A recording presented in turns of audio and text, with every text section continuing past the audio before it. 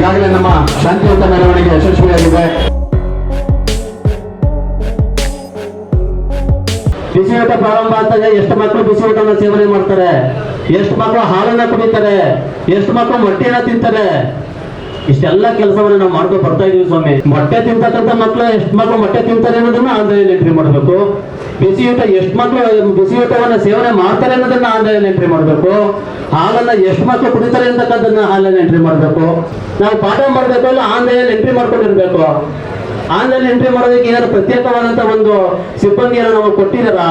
ಇವಾಗ ಅಜೀಂ ಪ್ರೇಮ್ಜಿ ಫೌಂಡೇಶನ್ ಅವರು ಸರ್ಕಾರ ಜೊತೆ ಟೈಅಪ್ ಆಗಿ ಇನ್ನು 4 ದಿನಗಳು, ವಾರದಲ್ಲಿ 6 ದಿನಗಳು ಸಹ ಮೊಟ್ಟೆಯನ್ನು ಕೊಡ್ತಕ್ಕಂಥ ಕಾರ್ಯಕ್ರಮವನ್ನ ನಾವು ಮಾಡ್ತಾ ಇದ್ದೀವಿ. ನಾವು ಶಾಲೆಯಲ್ಲಿ ಪಾಠವನ್ನ ಮಾಡಬೇಕು. ಶಿಕ್ಷಕರ ವೃತ್ತಿ ಒಂದು ಗೌರವಯುತವಾದಂತ ವೃತ್ತಿ.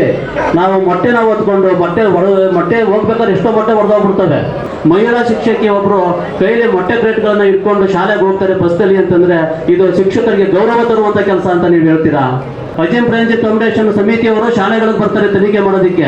ಒಂದು ಮೊಟ್ಟೆ 50 ಗ್ರಾಮ್ ಇರಬೇಕು.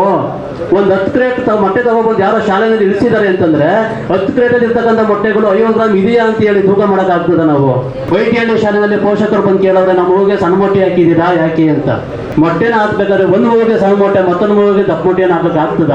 ಮೊಟ್ಟೆನ ತೂಕ ಮಾಡಿ ನಾವು ತೆಗೆದುಕೊಳಕ್ ಆಗ್ತದ? ಮೊಟ್ಟೆ ತೂಕ ಕಡಿಮೆ ಇದ್ರೆ ಕಂಪ್ಲೇಂಟ್ ಕೊಡ್ತೀವಿ ಇಲಾಖೆಗೆ ಅಂತ ಹೇಳ್ತಾರೆ. ಇಷ್ಟೆಲ್ಲ ಹೊರೆಯನ್ನ ಹೊತ್ಕೊಂಡು ಶಿಕ್ಷಕ ಮಾನಸಿಕವಾಗಿ ಒತ್ತಡ ಕೊಡೋದಾಗಿ ಶಾಲೆಯಲ್ಲಿ ಯಾವ ರೀತಿ ಪಾಠ ಮಾಡುವುದು ಮಕ್ಕಳಿಗೆ? ಪಾಠ ಮಾಡ್ತಕ್ಕಂಥ ಶಿಕ್ಷಕನಿಂದ ಒಳ್ಳೆ ಗುಣಮಟ್ಟವನ್ನು ಮಕ್ಕಳು ಬಯಸಕ್ ಆಗ್ತದ? ಟೆಕ್ಸ್ಟ್ ಬುಕ್ ನಾವು ಹೊತ್ಕೊಂಡು ಹೋಗ್ಬೇಕು ಸ್ಕೂಲ್ಗಳಿಗೆ. ಅದನ್ನ ತಿರ್ಗಾ ಆನ್ಲೈನಲ್ಲಿ ರಿಸೀವ್ಡ್ ಅಂತ ಚಲನ್ ಕ್ರಿಯೇಟ್ ಮಾಡಬೇಕು. ಡಿಸ್ಟ್ರಿಬ್ಯೂಷನ್ ಅಂತ ಒಂದು ಮಾಡಬೇಕು.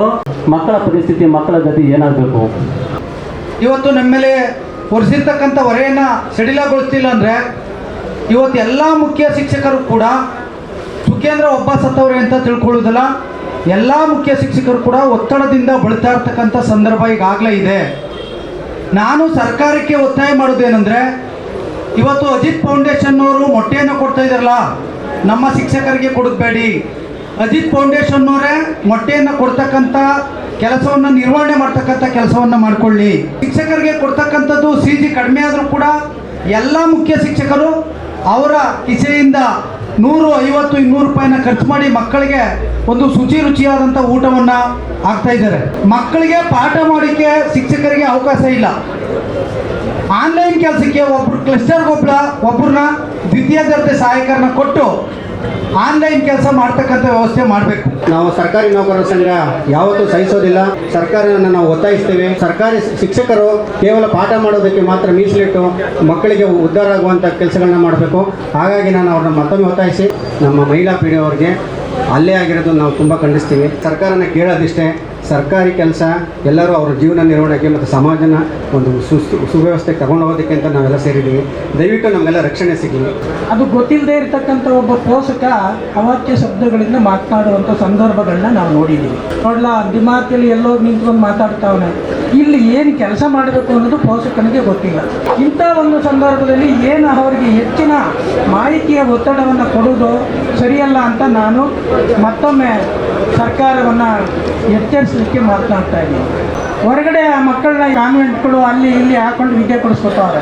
ವಿದ್ಯೆ ಕೊಡಿಸ್ಲಿಕ್ಕೆ ಸಾಧ್ಯ ಇಲ್ಲದೆ ಇರತಕ್ಕಂಥ ಮಕ್ಕಳು ಮಾತ್ರ ಗ್ರಾಮೀಣ ಭಾಗದ ಶಾಲೆಗಳಲ್ಲಿ ಪಾಠ ಮಾಡ್ತಾವ್ರೆ. ಮಾನ್ಯರೇ, ಪ್ರಾಥಮಿಕ ಶಾಲಾ ಶಿಕ್ಷಕರುಗಳಿಗೆ ಇಲಾಖಾ ಕಾರ್ಯಕ್ರಮಗಳ ಮಾಹಿತಿಗಳನ್ನು ಕಡಿಮೆಗೊಳಿಸಿ ಶಿಕ್ಷಕರ ಪರವಾಗಿ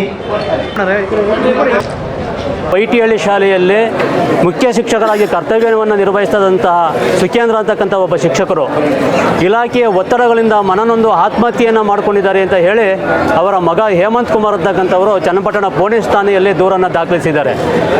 ಆದ್ರೂ ಸಹ ಇತ್ತೀಚೆಗೆ ಏನಾಗಿದೆ ಅಂತಂದರೆ ಎಲ್ಲ ಮಾಹಿತಿಗಳನ್ನು ಆನ್ಲೈನಲ್ಲಿ ತುಂಬಿ ಅಂತ ಹೇಳಿ ಶಿಕ್ಷಕರಿಗೆ ಬಹಳ ಒತ್ತಡ ಆಗಿದೆ. ನಾವು ಆ ಒಂದು ನಿಟ್ಟಿನಲ್ಲಿ ಕೆಲಸವನ್ನು ಮಾಡ್ತೇವೆ, ಆದರೆ ನಮ್ಗೆ ಇರ್ತಕ್ಕಂಥ ಸಮಸ್ಯೆಯನ್ನು ನಿವಾರಣೆ ಮಾಡಿ, ಒತ್ತಡಗಳನ್ನು ನಿವಾರಣೆ ಮಾಡಿ, ಆನ್ಲೈನಿಂದ ಬರೀತಕ್ಕಂಥ ಮಾಹಿತಿಗಳಿಂದ ನಮಗೆ ನಿವಾರಣೆಯನ್ನು ಕೊಡಿ ಅಂತ ಹೇಳಿ ನಮಗೆ ಮಕ್ಕಳಿಗೆ ಏನು ಪಾಠ ಮಾಡೋದಕ್ಕೆ ಅವಕಾಶವನ್ನು ಮಾಡಿಕೊಡಿ, ಆನ್ಲೈನ್ ಮಾಹಿತಿಗಳಿಂದ ನಮಗೆ ಮುಕ್ತಿಯನ್ನು ಕೊಡಿ ಅಂತ ಹೇಳಿ ಈ ದಿನ ನಾವು ತಾಲೂಕು ಪ್ರಾಥಮಿಕ ಶಾಲಾ ಶಿಕ್ಷಕರ ಸಂಘದ ಪರವಾಗಿ ಇಲಾಖೆಯಲ್ಲಿ ನಾವು ಮನವಿಯನ್ನು ಮಾಡಿಕೊಳ್ತಾ ಇದ್ದೀವಿ. ಏನು ಈಗ ಶಿಕ್ಷಕರ ಮೇಲೆ ಏನು ಯಾವುದೇ ಇತರೆ ಒತ್ತಡಗಳಿವೆ ಅವನ್ನ ಕಡಿಮೆ ಮಾಡಿ, ಆಮೇಲೆ ಶಿಕ್ಷಕರ ಕೊರತೆ ಏನಿದೆ ಸರ್ಕಾರ ಈಗಲೇ ಮನಗಂಡು ಆ ಶಿಕ್ಷಕರನ್ನು ಭರ್ತಿ ಮಾಡ್ತಕ್ಕಂಥ ಕೆಲಸ.